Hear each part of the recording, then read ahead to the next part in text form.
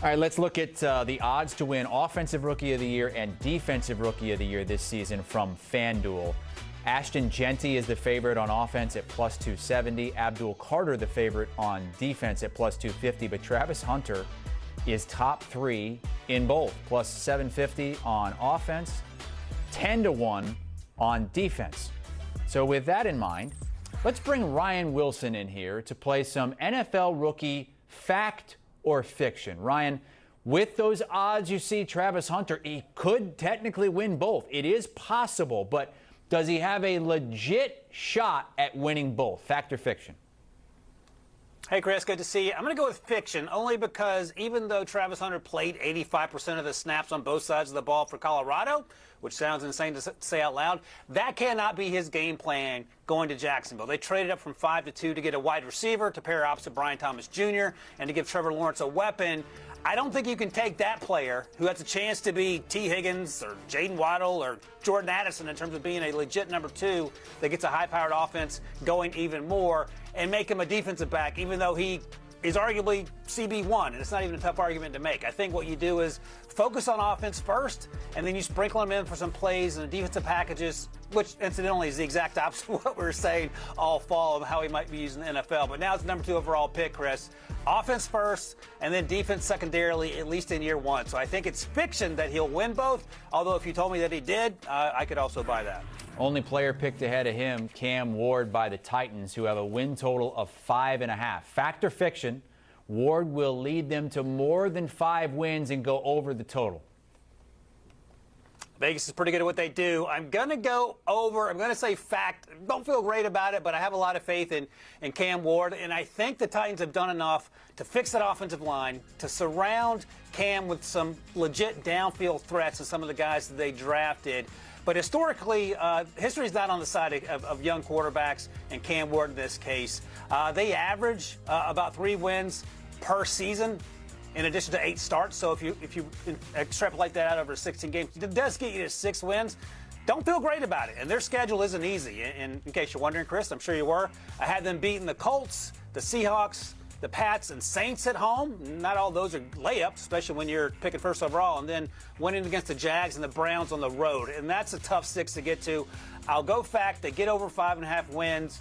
But I ain't feeling great about this one. I'll be honest with you, Chris. Yeah, last season, if you asked that question about Caleb Williams, and if it was 5.5, you'd go way over, you'd think, right? Because he was in a great spot. Right. Even he only won 5 games with the Bears last season. We're playing fact or fiction with Ryan Wilson. Let's move to Shedeur Sanders. Fact or fiction, Shedeur will become Brown's starter at some point this season.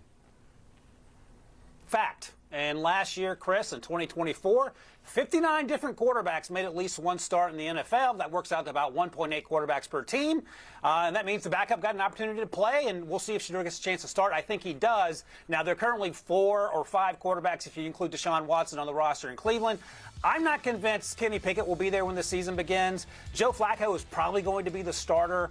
And, Dylan Gabriel got drafted in the 3rd round, Shedeur went in the 5th. But I think if you'd asked anyone prior to the draft, everyone on planet Earth had Shedeur going ahead of Dylan. So there's an opportunity for Shedeur, if everything's laser focused on football and none of the outside stuff, for him to win the job as backup. And then you're always only an injury away. Knock on wood, you hope that doesn't happen, but an injury away from being that starter. So I do think there's an opportunity for Shedeur to win the starting job. Whether he keeps it, we'll find out together. But I'm going to go fact. Shedeur will become the Cleveland starter at some point in 2025. But the favorite to win Offensive Rookie of the Year is Ashton Jeanty. A lot expected of him with the Vegas Raiders.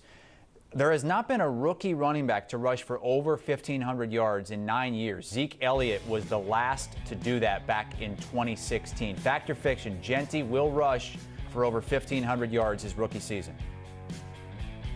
I had the same response that you did, and I had to look it up and go back to Zeke Elliott to see that 1,600-plus number. I'm going fiction simply because it's so incredibly difficult to do. Last year, Bucky Irving led all rookie running backs with 1,100 yards, and you have to go back 4 seasons to 2021 to find Najee Harris going north of 1,200 yards. So it's a lot to ask for anyone, especially someone who's not built like Najee Harris. And Ashton Jeanty's a lot of things, but tall and thick isn't one of them.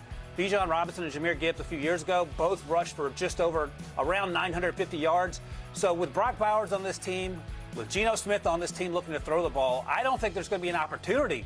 And I don't think you want to have Ashton Jeanty rushing for 1,500 yards. So I'm going to go fiction with this just because history says it's not going to happen and they have other playmakers on that offense. It's only happened twice for the Raiders franchise, Marcus Allen and Josh Jacobs a few years ago. We've got one more fact or fiction for Ryan Wilson, and it's that 3+ rookies will have 1,000 or more receiving yards, because last year we saw all 4 of these guys go north of 1,100 receiving yards, and that was an NFL record. So Ryan, fact or fiction, we see 3 or more this year?